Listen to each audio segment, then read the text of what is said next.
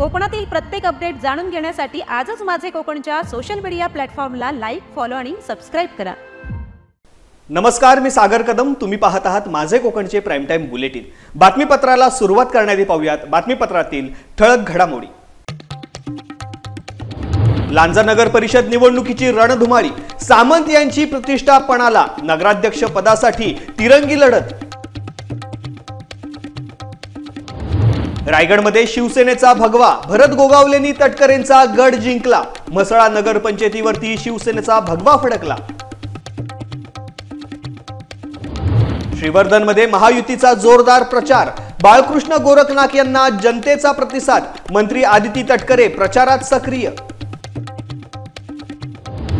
आणि अंमली पदार्थांविरोधात जिल्हाधिकारी आक्रमक, तडीपारची प्रकरणे तात्काळ मार्गी लावा, कोस्टगार्ड पोलीस यंत्रणेला सतर्कतेचे निर्देश। आता पाहूया सविस्तर वृत्त। लांजा नगर पंचायतीच्या निवडणुकीची रंगत दिवसेंदिवस वाढत चाललेली आहे। लांजामध्ये महायुतीचे नेतृत्व करणाऱ्या किरण सामंत यांची प्रतिष्ठा या निवडणुकीमध्ये पणाला लागलेली आहे। लांजा नगर पंचायतीच्या नगराध्यक्ष पदाची उमेदवारी सावली कुरूप यांना मिळालेली आहे। सावली कुरूप यांच्या प्रचारार्थ आमदार किरण सामंत हे देखील मैदानात उतरताना पाहायला मिळाले। लांजा नगर पंचायतीमध्ये तिरंगी लढत होणार आहे। मतदार कोणाला कौल देणार हे पाहणे आता औत्सुक्याचं ठरणार आहे। नमस्कार, मी सावली सुनील कुरूप।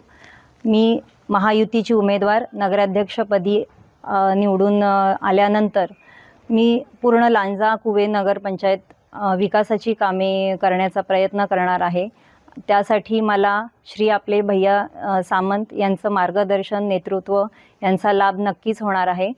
त्यामध्ये देवळाची सुशोभीकरण, आपले तळ्या त्यांचं सुशोभीकरण, रस्ते, स्ट्रीट लाईट किंवा स्पोर्ट्स क्लब, महिलांसाठी सक्षमीकरण, जलशुद्धीकरण, हॉस्पिटल्स,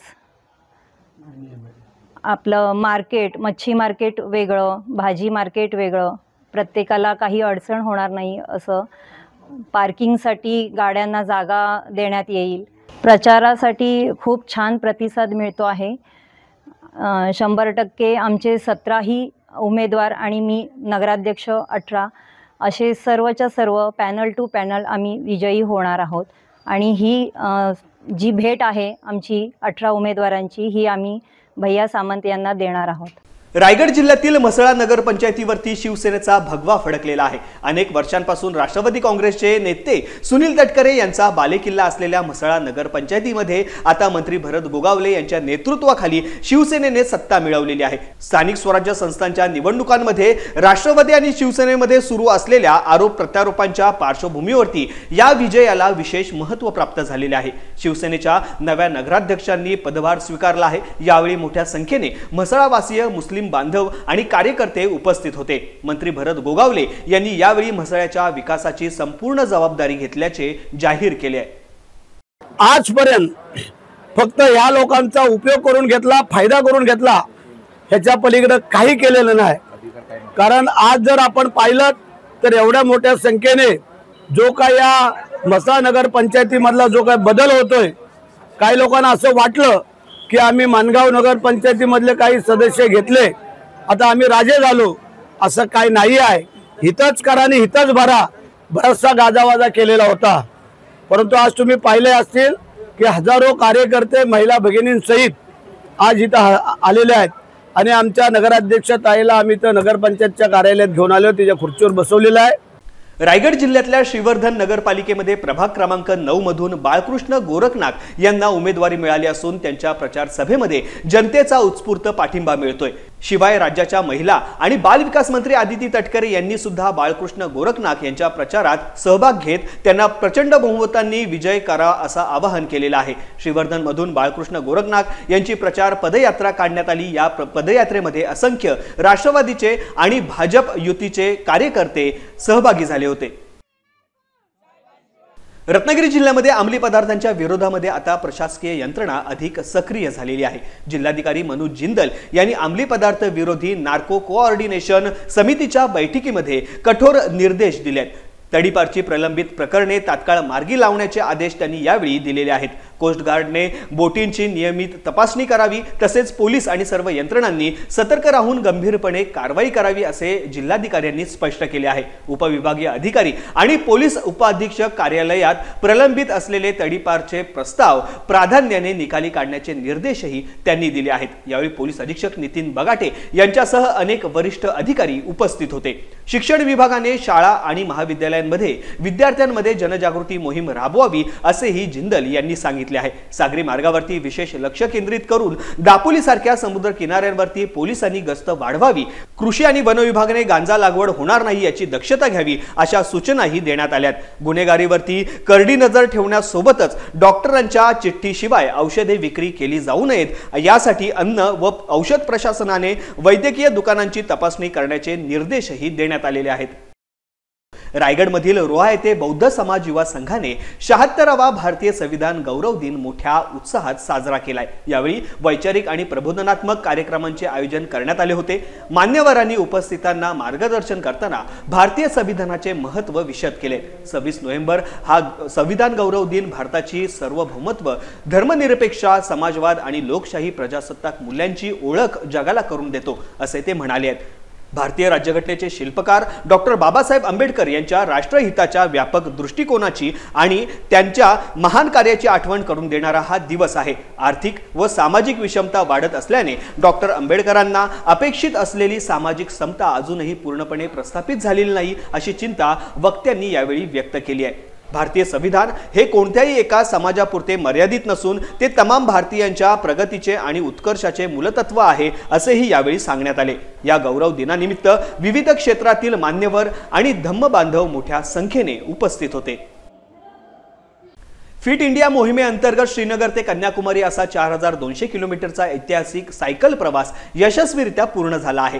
डेअर टू गिअर संस्थेच्या सहकार्याने आयोजित या मोहिमेत देशभरातील 150 सायकलपटूंनी सहभाग घेतला होता। यात महाराष्ट्राच्या रत्नागिरी जिल्ह्याचे सुपुत्र सचिन बाळा पालकर यांनी आपल्या लक्षवेधी कामगिरीने सर्वांचे लक्ष वेधून घेतले आहे। सरदार वल्लभभाई पटेल यांच्या 150व्या जयंतीनिमित्त 1 ते 16 नोव्हेंबर 2025 दरम्यान अवघ्या 16 दिवसात हा भव्य प्रवास पूर्ण करण्यात आलाय। श्रीनगर काश्मीर येथून सुरू झालेली ही यात्रा जम्मू, दिल्ली, जयपूर मार्गे गुजरात येथील स्टॅच्यू ऑफ युनिटीला पोहोचली। तेथून महाराष्ट्र, कर्नाटक आणि तामिळनाडू ओलांडत कन्याकुमारी येथे संपन्न झाली। टपाल सेवेतील आपल्या तक्रारी सोडवण्यासाठी एक सुवर्ण संधी आहे। गोवा क्षेत्रीय कार्यालयाच्या वतीने 9 डिसेंबर रोजी 64वी विभागीय डाक अदालत पणजी येथे आयोजित करण्यात आली आहे। सकाळी 11 वाजता पोस्ट मास्टर जनरल यांच्या पणजी येथील कार्यालयात ही अदालत भरेल। नागरिकांना टपाल सेवांशी संबंधित त्यांच्या प्रलंबित समस्या सोडवण्याची आणि त्यावरती तोडगा काढण्याची ही एक उत्तम संधी आहे। विशेषतः ज्या तक्रारींवरती गेल्या 6 आठवड्यांपासून समाधानकारक उत्तर मिळालेले नाहीये अशा तक्रारी येथील विचारात घेतल्या जातील। मनी ऑर्डर, बचत बँक खाते, पार्सल किंवा इतर कोणत्याही टपाल वस्तूंसंबंधीच्या तक्रारी तुम्ही या अदालती समोर मांडू शकता। तक्रार करण्यासाठी सहाय्यक डाक निर्देशक 1 गोवा क्षेत्रीय कार्यालय पणजी यांना अतिरिक्त प्रतींसह आपली तक्रार पाठवावी। मूळ तक्रारीची तारीख, संबंधित अधिकाऱ्याचे नाव व हुद्दा नमूद करणे आवश्यक आहे। तक्रार पाठवण्याची अंतिम मुदत 1 डिसेंबर रोजी आहे। मुदतीनंतर आलेल्या तक्रारी विचारात घेतल्या जाणार नाहीत। रत्नागिरी डाकघर अधीक्षकांनी ही माहिती दिली असून नागरिकांनी या संधीचा लाभ घेण्याचे आवाहन केलेले आहे। पोस्ट खात्याच्या सेवा वापरणाऱ्या ग्राहकांसाठी एक महत्त्वाची बातमी आहे। आपल्या टपाल सेवांविषयीच्या समस्या सोडवण्यासाठी 133वी डाक अदालत 17 डिसेंबर रोजी मुंबईत आयोजित करण्यात आली आहे। मुख्य post master general Maharashtra circle यांच्या मुंबईतील कार्यालयात दुपारी 2:30 वाजता ही विशेष अदालत भरेल। महाराष्ट्र आणि गोवा राज्यातील पोस्ट सेवांबाबत ज्या तक्रारींवरती गेल्या 6 आठवड्यांमध्ये समाधानकारक तोडगा निघालेला नसेल अशा ग्राहकांनी या संधीचा लाभ घ्यावा। यामध्ये टपाल वस्तू, मनी ऑर्डर, बचत बँक खाते किंवा इतर प्रमाणपत्रांशी संबंधित तक्रारींचा समावेश असेल। ग्राहकांनी आपल्या तक्रारी 2 प्रतींमध्ये सर्व तपशिलांसह सहाय्यक निदेशक डाक सेवा आणि सचिव डाक अदालत, मुख्य पोस्ट मास्टर जनरल मुंबई यांच्या कार्यालयामध्ये पाठवायच्या आहेत। सर्वात महत्त्वाचं म्हणजे या तक्रारी 1 डिसेंबरपर्यंत संबंधित कार्यालयात पोहोचणे आवश्यक आहे। या मुदतीनंतर आलेल्या कोणत्याही तक्रारी विचारात घेतल्या जाणार नाहीत असे रत्नागिरी डाक विभागाकडून कळवण्यात आलेले आहे। त्यामुळे आपल्या पोस्ट सेवांबाबत काही समस्या असल्यास वेळेत तक्रार दाखल करून या डाक अदालत मार्फत त्या सोडवून घेण्याची त्वरित पावले उचला। ही आपल्यासाठी एक सुवर्ण संधी आहे।